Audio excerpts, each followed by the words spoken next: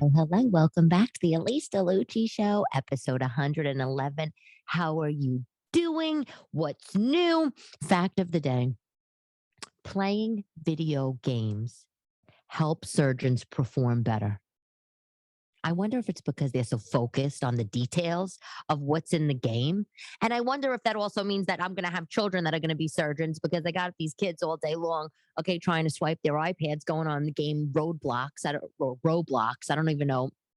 Honestly, I don't even know how to pronounce it. And I don't even know if you know what this is, but if you have children that are anywhere, I'm going to assume from 5 to 11, they're probably playing this game. If you have grandchildren, they are probably obsessed with this. I'm telling you, there's this game, Roblox. My kids, they play it on the iPad. They watch it on YouTube. They watch other kids playing the game. It's like, it seems to be like a Sims family game, but they're actually, like, for example, let me tell you, the other day, they're sitting next to each other on the couch, my two daughters, Annie and Vivi, and they're like, oh, we're playing hide and seek, mommy. And then one screams out, oh, I can't find you. And I'm just like, what the hell are they talking about? You're sitting right now. And they say, no, we're playing hide and seek on Roblox.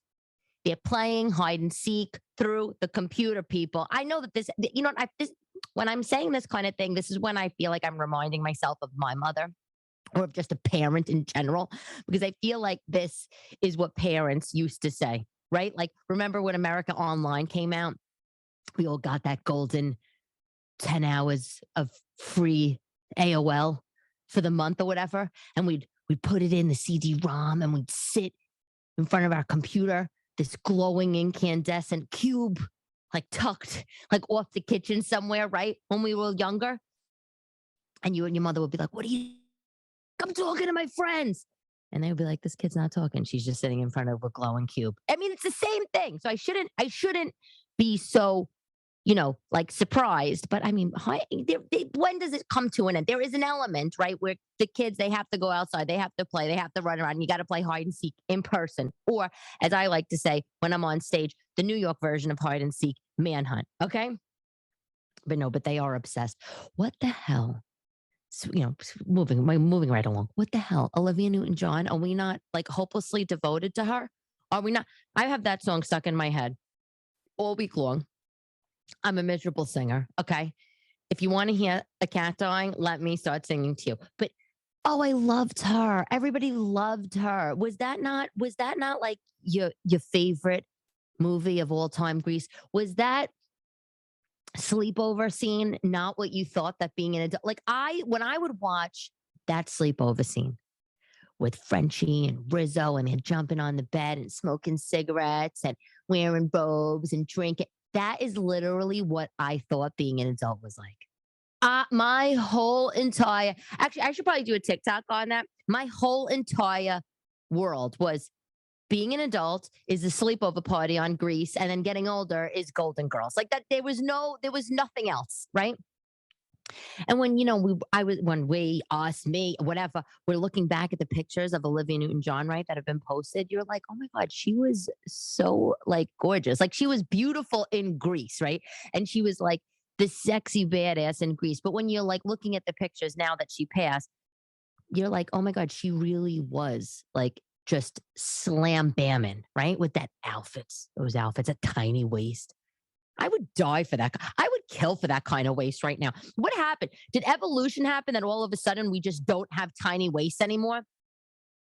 Because I got to be honest with you, people. I mean, I don't eat crazy. Well, I try not to eat crazy, but I don't have a 24-inch waist.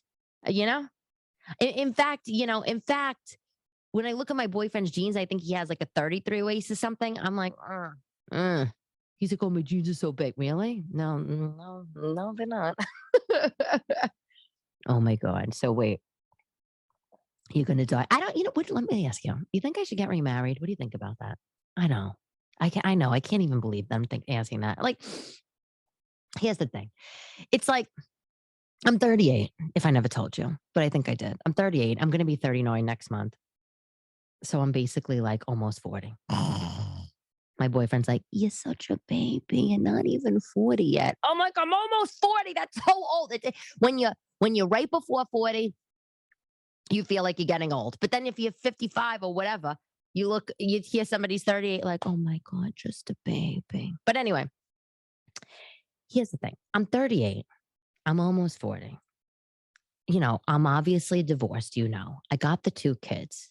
I have a boyfriend for a long time. He loves me, wants to get married, but do I want that kind of paperwork in my life? I don't know. I own my apartment. But here's the thing. Of course, I would get a prenup. Of course, like that's without a doubt. Like, I don't even need a man to come to me and say, well, if we got married, we would sign a prenup. F that. How about if you want to marry me, you're signing a prenup? I don't care if it's the boyfriend I have now.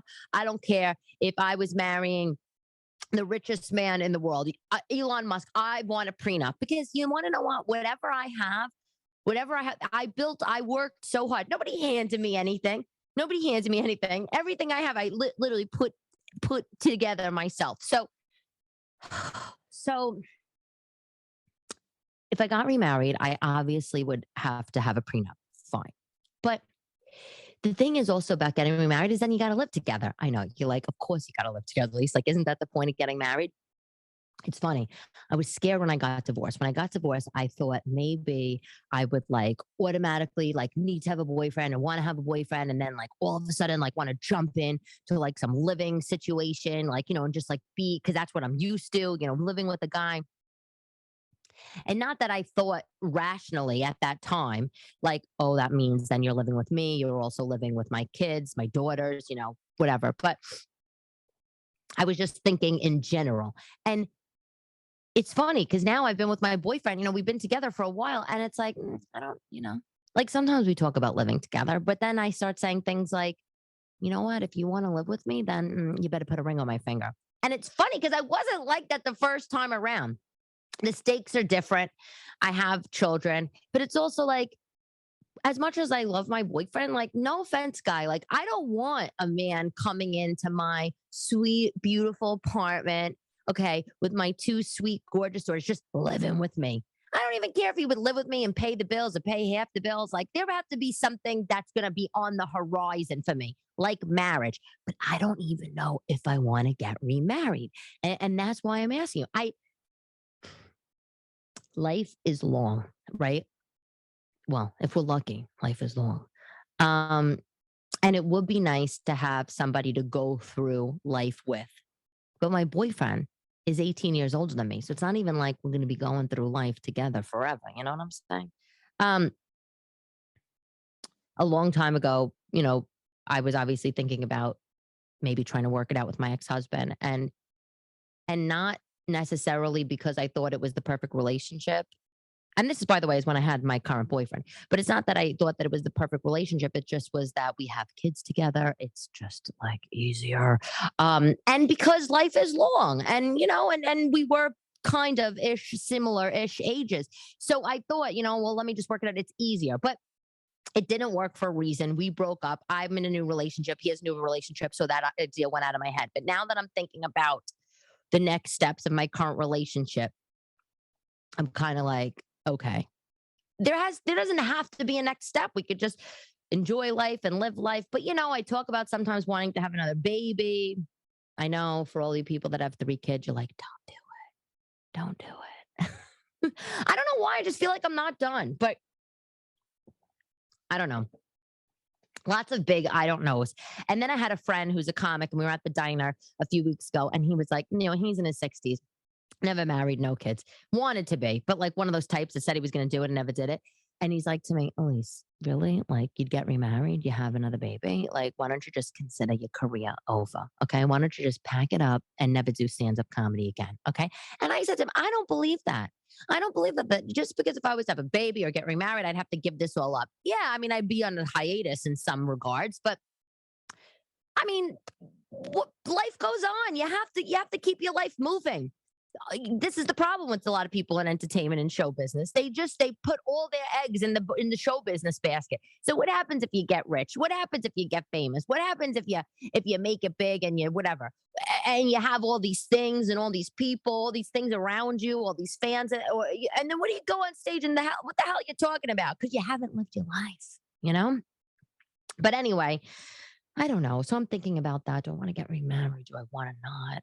You know, and it's because my birthday's soon. And I'm sure if he was going to propose, it would probably be around like a birthday or a holiday because he's like super scheduled like that. Like he's not like a spur of the moment, spontaneous kind of guy, you know?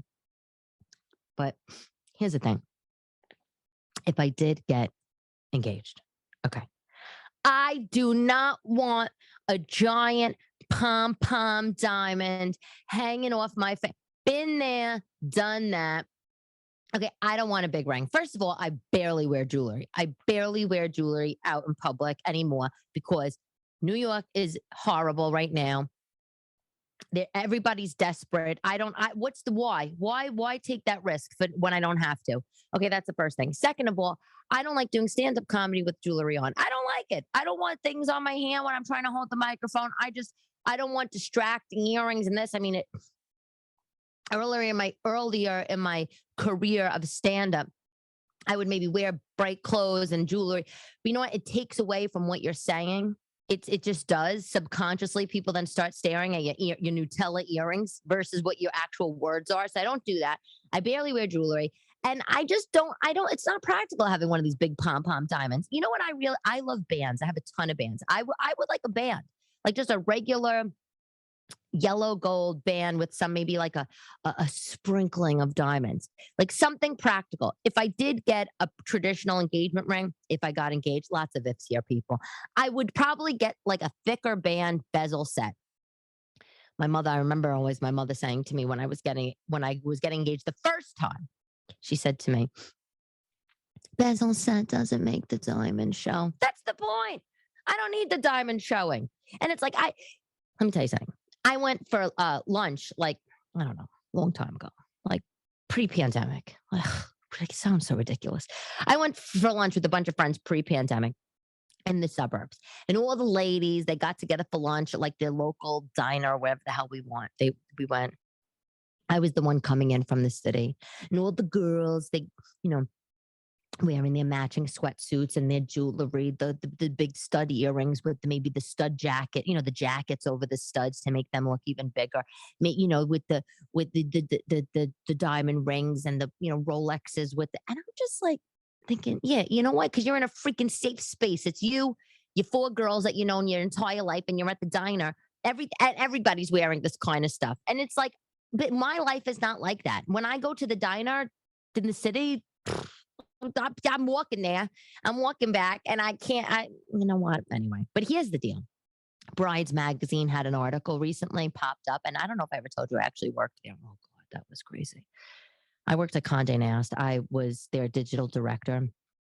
My job was basically to take Brides Magazine specifically and like make it digital. They just had to build a website, make it better on digital, and then of course build the revenue strategy around that. So I was managing the sales team, the advertising sales team, and all the girls at Brides. I don't want to, but all the girls at Brides, they were all married to like rich hedge fund guys and like rich finance guys, except me, and and they would all walk around with their rings and their this, and they all had these jobs. Like they didn't really want to work there. They didn't really want to work. They just were there, just like I don't know, playing work. That's exactly they were playing. They were playing office. It was. I didn't last that long because that's a whole nother story. I'll tell you one day why I didn't last that long. Besides the fact that they were tracking my every move on what I ate for lunch, because that is actually a thing. Like in Devil Wears Prada, they give you a card and you could buy your food. You can only buy your food on the card in the cafeteria. Cafeteria is fabulous at Condé Nast, by the way. And and I would always, and it just didn't work out. Besides the fact they were tracking my meal consumption. Besides the fact that I had to dress very fancy at work, that was fun. Besides the fact that, it was very glamorous, and I would go to a meeting and they would send like a Mercedes S500, that was fun. It was, and I was making good money, with all these girls. I don't know what they were making, but I was doing well for myself there. I have to be honest. I didn't care about these. They were like, my husband works in finance. I was like, yeah, I am finance. Goodbye. But anyway, but it was like, I couldn't get over like how, like, honestly, well, they were really catty. That was really why I left. But they were also like so superficial because we were specifically on brides. And they'd be like, oh my God, this diamond ring is absolutely amazing. And I'd be like, but anyway, bride's article popped up on my phone the other day, and you'll die. There's a new, you probably even know about this. The new thing, it's a, here, wait, I have the title in front of me. Raw, rustic, and rough engagement rings. Let me answer that for you. Those are three things I don't really associate with an engagement ring. Okay. Raw, rustic, and rough. No, thank you. Okay. Apparently rustic is a thing in a rustic engagement ring. Like, what is that? A twig? What is that? A little berry for the diamond? Like, oh, I decided to get engaged to him, mom, and I really just wanted a rustic ring. Like, what? Like, give me a break. Why don't you just say you wanted something different? You wanted something unique. Like, I don't know, but there's a whole market. Flawed diamonds, and it puts the whole idea of being a work in progress and a flawed person in a whole nother perspective. But like, I don't want a flawed diamond. They say, oh, these diamonds, they're rough, they haven't been polished, they have inclusions, and we mount the diamond onto the gold, and it's beautiful because it symbolizes that, we who we are on the inside. Okay, let me tell you something. With inclusions and pebbles that you're mounting on gold, you know what that is? That is a pebble. That's a rock. Okay, you're putting a rock. You're putting a stone from outside, a rock. Mounting a rock on a piece of metal. Okay, I just, it's not for me. It might be for you, but these are not like they're like they're like little gray pebbles that you'd find around somebody's above ground pool. Like that's what these look like. Now, I'm not saying all of these rough diamonds are a horror, because I was in Bergdorf's and I did see they had some of these rough natural diamonds, and they were very artsy and cool and funky. But if I'm going to get a diamond, if I'm going to spend the money for a diamond, or if my boyfriend, or if somebody, I don't want a rough thing. Isn't the point of like a perfect diamond, a shiny, beautiful diamond, all amazing, the four C's? Isn't the point of that, because that's sort of like, you wanted that to symbolize your perfect love and the perfect union that you have? I mean, I don't know, that's what I thought in my head. And we all know that those things aren't even perfect, we know that. But why do we have to be symbolizing the imperfections of marriage or your partner by walking around with a flawed rock on your finger? No, thank you, I don't want it. Raw diamonds, they don't even sparkle or shimmer. It's like a subdued, like maybe light catcher. Oh, please, life, there's so many harsh realities. Just get the goddamn diamond. I just don't want one giant pom pom one. Like I said, if I get it, it'll be Bezelset. I do like yellow diamonds, though. I will say I like yellow diamonds. I also like a lot of the women when I was on Wall Street. A lot of the women, well, I guess I'm still on Wall Street. I shouldn't sit talk like that, but a lot of the women had sapphires, a big sapphire ring with maybe diamonds on the side. That's like a waspy thing. Some women had emeralds. That was nice, but I don't know. Then you got the thing again. You got to worry about what's practical for your life. I can't go around with an emerald or sapphire. I need the absolutely hardest, the hardest stone possible, because I'm a banger around her. For people that don't want to spend on diamonds, you can get moissanite. I think we talked about this ages ago, but that's the second hardest stone, besides for diamond. And the thing, moissanite, it's technically fake diamond, but I'm not getting a fake diamond. But it's it looks good up until a carat, apparently. Like, if you're gonna go around with the 4 carat moissy, like, you might as well, I think, kill yourself, because I don't think it's looking that good. I mean, you might as well just get a CZ. I mean, you might as well get a flawed diamond, actually. Anyway, oh God, I don't know. There it was, the craziest story in New York Magazine, about 3 Arrow Capital, 3AC. I don't know if, I mean, here's the thing. If you're not in finance, if you're not like sort of in crypto, it's going to be like difficult to, I think, like, get through. But it's basically about these two kids, these two young kids, and they started a firm called 3 Arrow Capital, an overseas firm where they were investing people's money into various cryptocurrencies, and the whole thing went bust. And it's like an 9, 10 page story about how they were doing cryptocurrency arbitrage, buying things low, selling them high, like turning them over right over and selling them for high, keeping the profit. They were basically telling all their customers, we got to buy, whatever.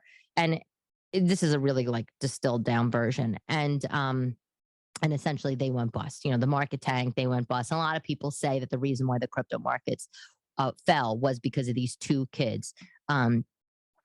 And that founded this Three Arrow Capital. But they used to call like the biggest, the biggest investors in finance, and they'd be like, "You need to give us $2 billion. Like we'll take out a loan." But because they were managing so much money, because they were such amazing traders, they would get loans. They would get the money. People would send the money, and sometimes they wouldn't even ask for pay. They would give them loans. They wouldn't even ask for paperwork because that's how good these guys were. That's a very distilled down version. But if you're interested, I have it right here. It's New York Magazine, August 15th issue, and it's How to Wall Street Washouts with a Can't Lose Crypto Hedge Fund Vaporized $1 trillion. It's very interesting. Lots of finance lingo in there, but interesting. Okay, so on the note of reading, I told you I was working on a project. Excuse me. I don't know what's wrong. Like you ever feel like just like phlegmy? I know. It's disgusting. I know. That's how I feel. I'm not sick. That's just how I feel. And I don't know why, because I'm eating healthy. I pretty much cut cheese out of my diet. And if you know me in a very close personal way, I am a cheese girl. I do cheese wrapped Oreos. Cheese for life is like, it should be my license plate, but like CHZ for LYF basically should be. It's not my license. It should be. But the fact that I gave up cheese is amazing, but I gave it up because I'm getting too phlegmy. Like in voiceovers, people that are in voiceovers and singers, they don't eat a lot of cheese for their industry. But anyway, I don't know why I'm phlegmy. I gave up the cheese. So my big if you're looking, look, this is my kids. They're playing with this fidgets. They have these fidget things. I have one in my hand. Sorry for people on audio. I had an ADD moment there. I wrote a book and I'm right now trying to find a publisher for it. So stay tuned. The book, I know it's crazy. Because I skipped like a couple of podcast episodes over the last few weeks.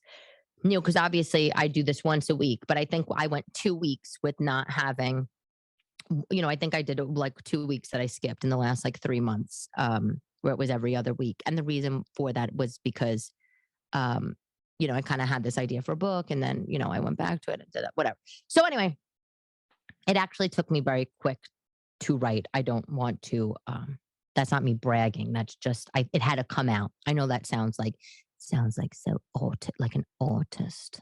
It just had to come out of me. I just had to create it because I'm an artist. It had to come out. It's a business book. It's a business book, and it's about it's real stories from my life in the business world and how I relate them to my family, essentially. I don't want to give much of it away, but it's really like I'm really proud of it. And I have a manager, and she read it. And she was like, "Oh my God, this book is incredible." And, yes, like she's on my team and she's in my corner, but it really meant a lot to me that she said it. Obviously, my boyfriend read it, and a couple other people. And so right now we are, we're looking for a publisher. It's not it's not like a straight business book, and it's not like a biography. So it's kind of a blend of both, if that makes sense. But really, it's not really a biography. So it's vulnerable. It's powerful. It talks about me. It's my story. It's me. It's my life. My life as an Italian American, middle class, raised person in the business world. The shit I had to go through to get to the top. And I think it's a great book for if you're newly graduating, or if you're about to graduate and you need some, advice in the work world, or if you've been there, done that, or if you just want to hear about what my stories are. It's like I'm the underdog. Okay, so that's that. That's my big project, my big surprise. I'm not going to share the title right now because the title might change. Um, and I will let you know when I get a publisher. And if I don't have get a publisher in the next few months, I will publish it. I'll self publish it, and I'll just sell it on Amazon myself. And and hopefully, all you listeners will pick up a copy or buy a copy for family or friends. Um, and let me know what you think. Most importantly, so that's that. Oh, let me tell you about some shows this weekend. If you're in Point Pleasant, New Jersey, I'll be at Uncle Vinny's Comedy Club. I'm featuring for Joey Cola. He's hilarious. My Long Island people, mid September. The date's on my website. Mid September, I'll be at the Stony Brook Theater with Vic. Yay. Manhattan, I will be co-headlining with Nikki Smiggs at Caroline's on September 29th. That's also my grandmother's birthday. I think that's also Fran Drescher's birthday. That's also a few days after my birthday. So that's the deal there. So some fun upcoming shows, and I do little shows every week around the city, but those are sort of some good big-ish dates. So my friend was dealing with this guy, okay, and he's a manipulator, and she's asking me my advice. So I have advice on men that manipulate, and I'm just like, no, I don't do men that like, because the second I find out somebody's manipulating me, there's the door. Never again. But this girl, I don't know. I don't know why she stayed around, but she felt like she was manipulated. So I was started to look up what are the early signs of when you know you're being manipulated. And Steve Harvey, out of all people, the comedian. Well, how do you not love Steve Harvey? He was talking about this, and he's like, you could tell when somebody's a manipulator. Like some song, and you could tell some telltale signs is that when you first meet them or in a relationship, they put on this fake charm and they're all over you, and then they love bomb you, and they send you stuff and they're obsessed with you and they're buying you presents. They ask very personal questions right away, like, oh, as if they feel like they know you. They're possessive, they don't want you to have friends, they don't want you to go out, all this kind of crap. Oh, I have the list in front of me. Oh, they want to take your relationship so fast. I mean, don't you know those people that like literally like you go out with them and then they're talking about like when you get married or when you get, like live together, and you're like, excuse me, this is our second date and we're out for ice cream. Like, go screw. Like, I can't. I once went out on a date with a guy at the King Cole Bar. I think that's what it is. It's in is it the St. Regis? I think that's St. Regis. Yeah, the St. Regis King Cole Bar. A bunch of years ago after my divorce, and I went on a date with a guy, and he told me that he wanted to marry me and would I get married to him. And he wasn't even drunk. Like, it's not like he wasn't under the influence, is what I'm saying. I mean, maybe he was. Who knows what kind of fucking crack cocaine he shot himself up with before the date. But do I want to marry you? I just met you 15 minutes ago. How about a resounding no, guy? How about that? I mean, like, you know what I'm saying? The people, they're crazy. Okay. They're fucking crazy. Speaking of crazy, there was an article in the New York Times that I did not read yet, and I have it, and it's called The Price of Online Fame. And it's about how people like me that go online and they put little like snippets of their life, make them public, whatever, and how some people, fans, crazy fans, they show up at your door. And that reminds me of when I was with Vic a couple weeks ago. He told me this story, and you'll die. He lives out in Jersey, and he I big online guy, comic with the whole thing. There was a fan. I don't know if he followed him online or if he's a fan of his stand-up or mix of both, all two, whatever. He couldn't get tickets for one of his shows. This was years ago. He couldn't get tickets for one of his shows. And you know what the guy did? Showed up at his house, rang the doorbell, and just said he's a fan. He couldn't get tickets, and he just thought, I'm in the neighborhood, I'll stop by. Here's the thing. Vic never gave you his address. Vic never said, here's my address. Come stop by if you have a problem getting tickets. This guy just took it upon himself to show up at his door. Now, I didn't read the article yet in the Times, but what I can say is that that's a scary thing. Like, even though for all you people listening, you feel like you're close to me, and I feel like I'm close to you because some of you guys, like, we talk, offline, in DMs and whatever. And I would have dinner with you and we would go out and it would be fun and all and it would be amazing. But like I'm mad because we're like online friends, right? We're online friends. But how creepy would it be if like I never spoke to you before in the DMs? We never texted, I never, we just never no communication and you just rang my doorbell. I it's like you would just be another stranger to me. You know what I'm saying? I would be like, shit, like what the fuck? So now Vic told me he has the cameras, he has all this stuff, but that's the thing. There is a price to all of this. There really is a price, and I don't want to say I don't have to worry because I do. I have the kids, and but I do live in the apartment. I live in an apartment, so it's a little different. So I mean, I'm sure the article is going to say talk about taking precaution and not letting people know too much information, but I guess you do have to like know where to draw the line. Like, remember what happened with Kim Kardashian, like a few years ago in Paris. Oh my God, it was my worst nightmare. She was posting, if you didn't know, I'm sure you know, she was posting all over the place where she was, what she was doing, where she was going. She was just living her life online as well as offline. And she went to Paris and she said she was going to be, in this one area. And three guys broke into her Airbnb or whatever the hell she had, duct taped her mouth, her wrists, her ankles, and they robbed her of everything that she had, including the giant engagement ring. Call back from Kanye, and it was worth like multi millions. And then her social media strategy changed. She started posting pictures where you just saw like a piece of sky in the background or like a blank wall. And I mean, that her probably had a crisis PR, crisis social media to everyone on it. And that's what they said to do. That's what you got to do, people. Okay. Product of the week. I don't know if you ever tried this. It's not, oh God, it's so annoying that like I didn't write down the brand name. I think it's called a Rub Away. Okay. There is a stainless steel cleaning bar. Do you know anything about this? Okay. Yes, it's called Rub Away. I just had to pull it up on my phone because I was like, what the hell is it? Please, if you tried this before, let me know. Apparently, if you cut garlic and lemon and all that, your hands, they stink. And or onions, oh, the worst. And so, actually, no, garlic is definitely worse, and they stink. And how I get off the stink, I usually take like a piece of lemon or some sort of like citrus fruit, whatever I have. If whatever, I'll make lemon water. I'll take the other side. I rub it in my hands, and that gets the smell away ish. Aside from washing with soap and water, but I do still get that lingering garlic smell. Apparently, there's a stainless steel bar of soap. It's not really like the soap, and it's just in the shape. It's like a stainless steel thing, like block in the shape of a soap. And it's called Rub Away. And apparently, you keep it by your sink, and anytime you're dealing with meat or like stinky chopping vegetables, whatever, you get a funky smell on your hand. You use the stainless steel bar in your hand, just like that. And apparently, it gets the stink away.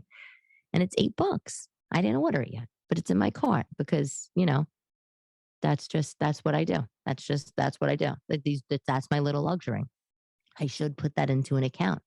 I should put that into an account and do like 4%, get 4% year over year interest on that kind of money.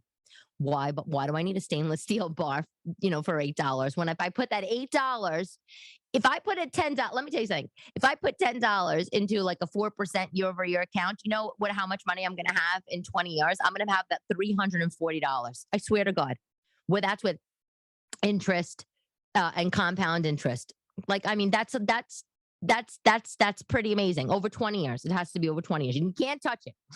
We can't live our life like that. Anyway, apparently there's a brand out there called Mr. Parmesan. Mr. like Mister, and they make hats like baseball caps and shirts that like have like the names of cheese on them, like more like and meats like mortadella, cheddar, Parmesan. I think that's the cutest thing. I'm gonna get that for my sister. My sister's for Christmas, part of their Christmas gift. I'll get them like maybe a little hat that says like mortadella Parmesan. I think that's so cute, Brie. I don't know. I think it might only be on Instagram, but I just saw it. It's called Mr. Parmesan. I wrote down cheese baseball hats, a cheddar baseball hat. Cheddar is so. Do you hear screaming in the background? If you do, that's my kids. Okay. Anyway, quote of the week by Warren Buffett, who I met, by the way. I met him at the premiere of Too Big to Fail. Andrew Ross Sorkin's movie years ago. It was at the MoMA, and they had a cocktail at the Four Seasons, and I met him, and he was absolutely amazing. And I think I wrote about that in my book. But yes, he was incredible. So here's the quote. He didn't tell me this quote. This is just a quote from the boss in general. The rich invest time and the poor invest money. We all need money to survive, so we all have to spend our money one way or another. But how we spend our time, right? That's important. That's important, people. Anyway, I'm Elyse DeLucci. I love you. Thank you for listening. This is episode 111, people. I can't believe I've been doing a podcast solo for the last 2 years, and I'm already on 111. I had one. Remember, I had one guest, my friend Mike Young. Yeah, he's funny. He's nice. And then everybody would like DM me, and they were like, "Why are you having guests? Like, we don't want guests." And I was like, "Yeah, you know what? F the guests." Anyway, so now it's just a girls' chat. That's just what it is. Anyway, if you have a speckled, flawed, or raw diamond ring, my sincere apologies. I'm sure I'm going to love it, and I'll think it's gorgeous, but just not for me. Anyway, I'm Elyse DeLucci. Love to love you, baby.